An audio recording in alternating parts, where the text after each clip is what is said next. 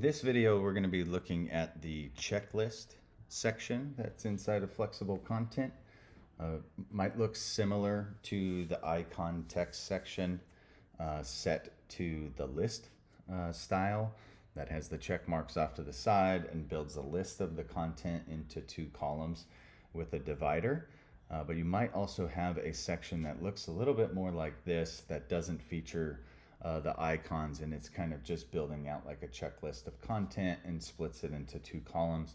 So there are those two different sections that might look similar, house the same type of content.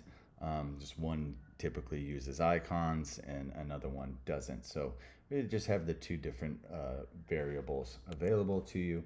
So on the back end of whichever page you would be seeing that section, you would see it called checklist section. It does have a field to place a title. So if you wanted a title before the list starts, you can add a title there. And then it's just a repeater to build out your checklist, where you add in the title and then you add in the more paragraph form content that you want. And you can drag and drop those into any different order. Typically is going to display, so if I have 4 items here, 1 is on the left, 2 is on the right, then 3 is on the left, then 4 is on the right, and that would continue on as you add more rows. You'll have your add row button. You can add as many as you want, and it'll just continue to build out the 2-column list down the page based on how much content you have. As you can see in this example, they may not all line up really well if the amount of like paragraph content you're adding varies. You can see here on the 4th item, a lot more content was added. So then only having those 4 items, it does push the list down in total, so you get a little bit of empty white space on the left side.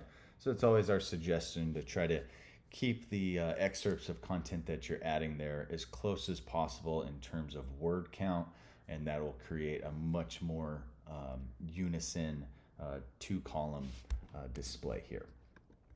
And then you can drag and drop those into any order that you want in terms of kind of playing with what's on the left, what's on the right. So if you do have varying word count, maybe order them to where you have maybe you have 5 items and you put 3 that are shorter on the left, and then the 4th one is shorter and the 5th item's longer. You can order those to then be on the left and right, and it'll fill up the space a little bit more evenly. You just got to kind of play with that order based on the length of content. The best result is always going to be trying to keep those excerpts for each one as close as possible in word count.